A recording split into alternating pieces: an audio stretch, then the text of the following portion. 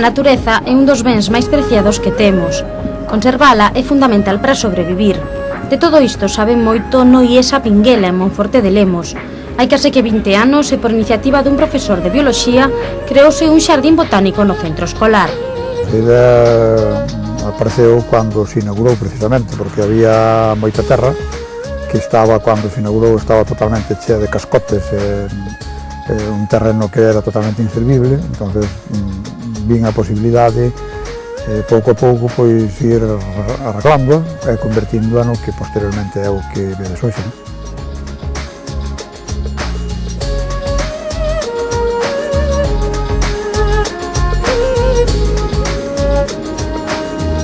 O xardín é enorme, ocupa unha superficie de 20.000 metros cadrados e nela atópanse representadas todas as especies de árbores autóctonas galegas, entre outras moitas.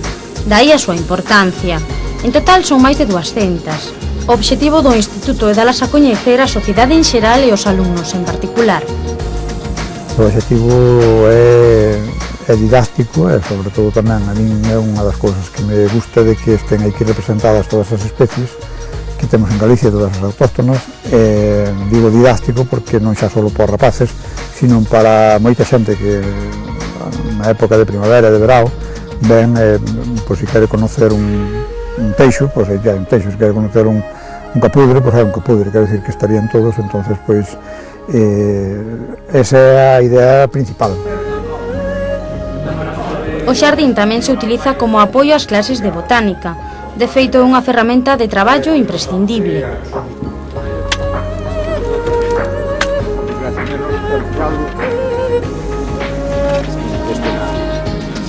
Sen dúbida non existe un método de aprendizaxe máis eficaz que a propia experiencia en contacto directo coa natureza. O que pretendemos é plantar árbore entre todos os membros da clase. O que vamos a facer é proporcionarlles uns coidados e ver pois como se vai desenvolvendo esa árbore e bueno, o que nos vai a decir, o que vai a costar ese mantemento da árbore e bueno, pouco a pouco ir aprendendo da mesma planta. Aprenden dentro de o mundo vegetal. O mundo vegetal non solamente é un árbol que medra, non? Entonces o que van a aprender é que, igual que cualquier ser vivo, os vegetales pues van a ter enfermedades. Entonces vamos a ver, van a poder identificar cando unha planta está atacada por hongos, por exemplo, cando unha planta ten a mellor déficit de algúns minerales. Facemos estudios do suelo, vemos que tipo de acidez ten. O profesor Casanova tamén se encarga de que os alumnos coñezan os usos e as calidades medicinais que teñen e que tiveron as distintas plantas. Deste xeito consegue que os rapaces recoñezan a importancia das mesmas. Creo que sí, que é bastante importante que todos saibamos como crecen, porque vivimos gracias a elas. Sempre é bo saber como crecen. Sí.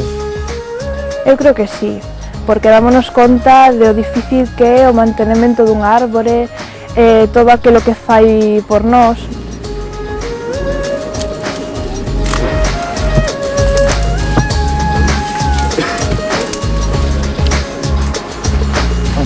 O cuidado do xardín corre a cargo de distintas persoas. Os propios rapaces encárganse de mantelo en bo estado, pero o Concello e outros membros do centro tamén colaboran neste labor.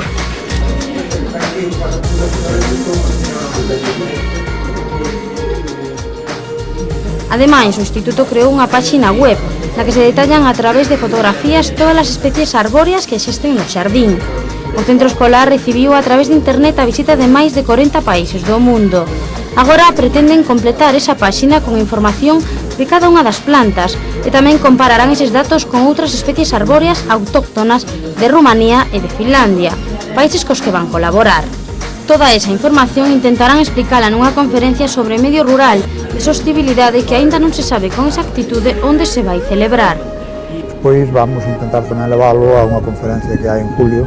Vamos a facer unha conferencia que trata sobre o medio rural e a sostenibilidade, e nós vamos a tratar de levar as plantas autóctonas que temos no noso xardín como algo que que se debe manter e que debe ser sostenible. É dicir, vamos Baixo ese punto de vista vamos a levarnos a esta conferencia. Unha conferencia que, por exemplo, o ano pasado subemos un representante de 53 países. Bueno, pues aí é onde se ve o que gratificante que son estas cousas, non? Un rapaz poda estar cos mellores rapaces do mundo, porque van os mellores de todo o mundo, pois que as rapaces da Pinguela que vayan representando a Galicia e a España, pois para min personalmente é moito máis que gratificante, non? Casi non se pode describir, algo que está aí, bueno, pois non o fai todo o mundo.